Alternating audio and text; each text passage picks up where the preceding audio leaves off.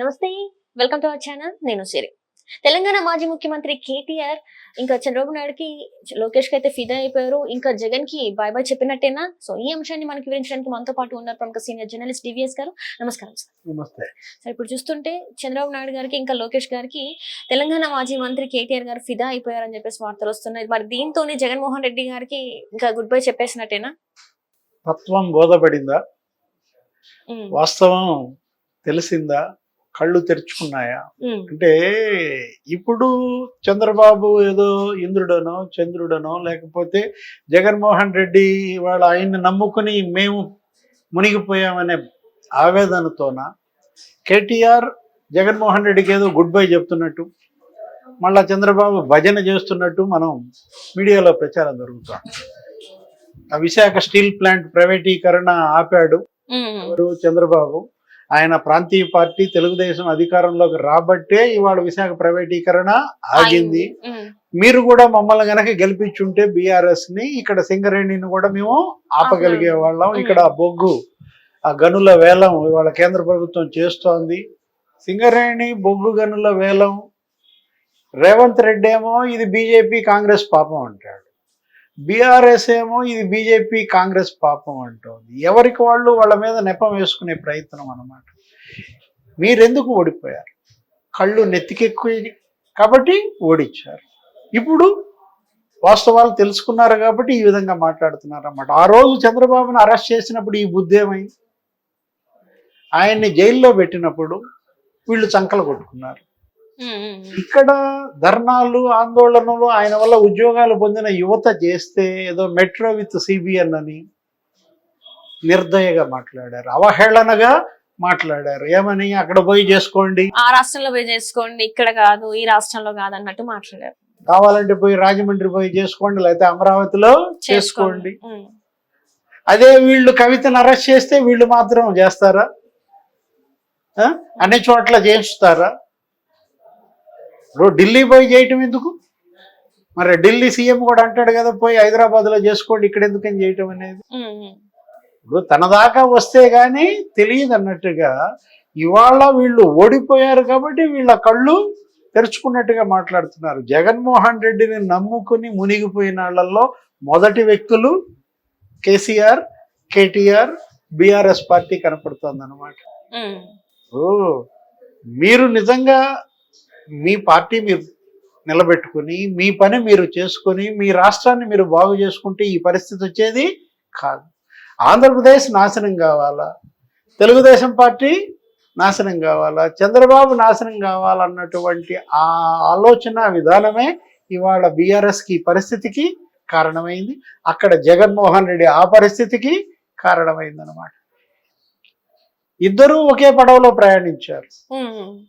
ఏది? అటు జగన్మోహన్ రెడ్డి కావచ్చు, ఇక్కడ కేటీఆర్, కేసీఆర్ కావచ్చు. బీఆర్ఎస్కి 4 నెలల ముందు పరాభవం జరిగితే జగన్మోహన్ రెడ్డికి 4 నెలల తర్వాత పరాభవం జరిగిందన్నమాట. ప్రజలకు అందుబాటులో లేకుండా పోయారు, పార్టీని ఇవాళ భూస్థాపితం చేశారన్నమాట. పార్లమెంట్ ఎన్నికల్లో మనం చూసాం ఏంటి బీఆర్ఎస్ పరిస్థితి ఎంత దిగజారిందో. 3వ స్థానానికి పరిమితమైంది. బీజేపీ ఇవాళ ఇక్కడ వచ్చేసింది, ఇక్కడ తెలంగాణలో. అక్కడ కూడా ఆంధ్రప్రదేశ్ లో జగన్మోహన్ రెడ్డికి స్థానం లేదు. అక్కడ కూడా బీజేపీ, జనసేన టోటల్ గా అక్కడ స్పేస్ అంతా ఆక్యుపై చేస్తున్నాయి. రేపు జగన్మోహన్ రెడ్డి అక్కడ పార్టీని కాపాడుకోలేని పరిస్థితి, నిలబెట్టుకోలేని పరిస్థితి, అసలు సభకే హాజరు కాని పరిస్థితి అన్నమాట. ఇక్కడ అదే, ఇక్కడ తెలంగాణలో ఏ నిమిషానైతే జగన్మోహన్ రెడ్డిని తీసుకొచ్చి కాళేశ్వరంలో టెంకాయ కొట్టించారో అటు కాళేశ్వరం కుంగింది, బీఆర్ఎస్ దెబ్బతింది. అసలు ఇవాళ తెలంగాణలో బీఆర్ఎస్ మనుగడే ప్రశ్నార్థకమైంది అనమాట.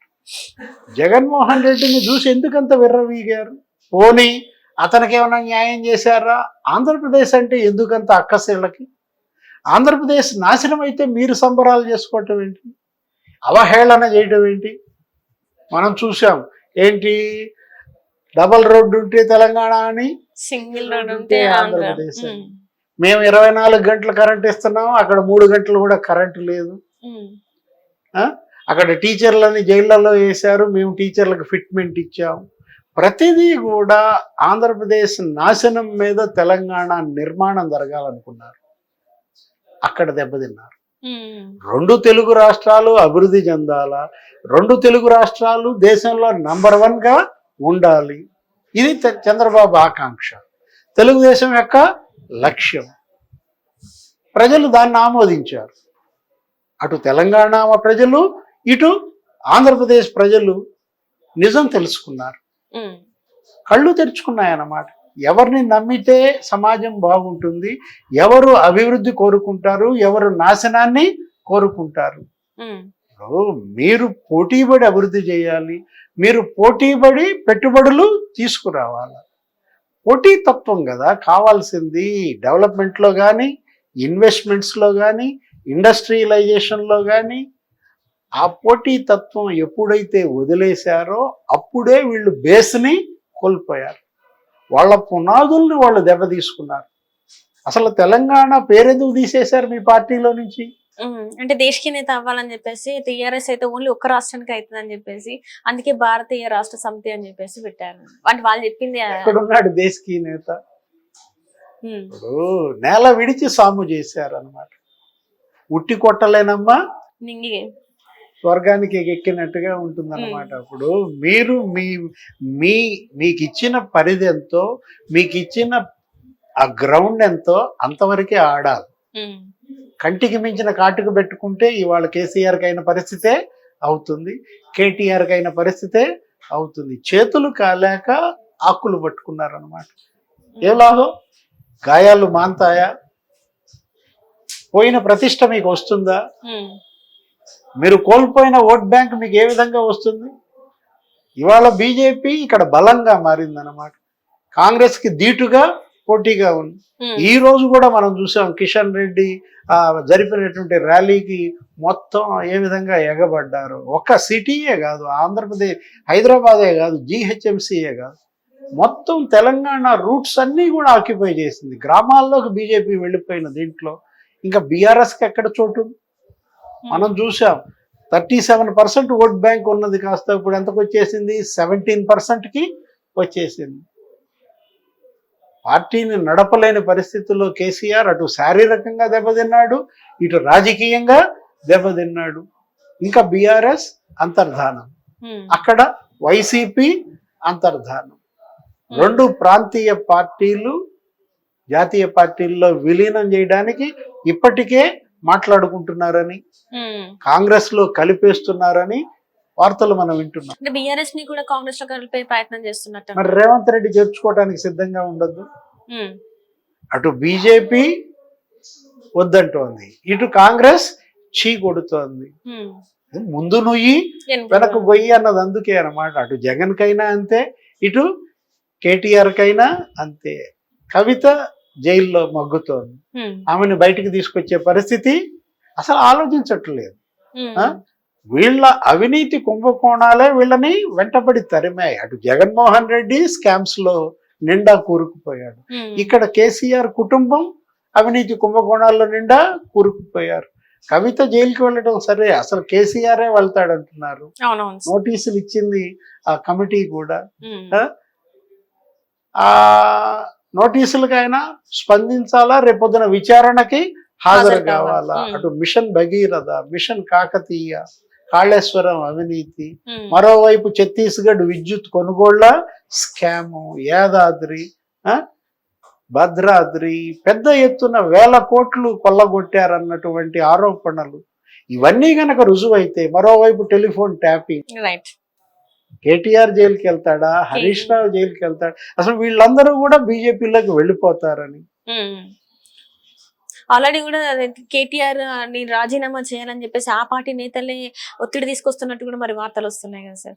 ఆల్రెడీ పోచారం శ్రీనివాసరెడ్డి ఇప్పుడు కాంగ్రెస్ లో చేరుతున్నాడని, ఆయనకి ఈ రోజు మంత్రి పదవి కూడా ఇస్తున్నట్లు. వీళ్ళు చేసిన పనే కదా. కాంగ్రెస్ నుంచి, తెలుగుదేశం నుంచి మొత్తం ఎమ్మెల్యేలందరినీ లాక్కున్నాడు కేసీఆర్.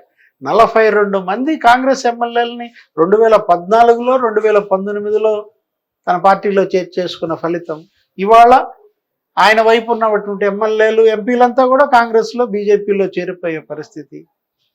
చెరపకురా చెడేవు. పోచారం శ్రీనివాసరెడ్డి ఇప్పుడు కాంగ్రెస్ లో చేరి ఇప్పుడు రేవంత్ కేబినెట్ లో మంత్రి అవుతున్నాడంటే ఇతను ఏ విధంగా మరి చేర్చుకున్నాడు? గతంలో మనం చూసాం, తెలుగుదేశంలో వచ్చిన వాళ్ళందరికీ మంత్రి పదవి ఇచ్చాడు. సబితా ఇంద్రారెడ్డి కాంగ్రెస్ నుంచి గెలిస్తే హోమ్ మినిస్టర్, విద్యాశాఖ మంత్రి, మినిస్ట్రీ చేశాడు మరి కేసీఆర్ కేబినెట్ లో. Tit for right right. Thank you so much sir.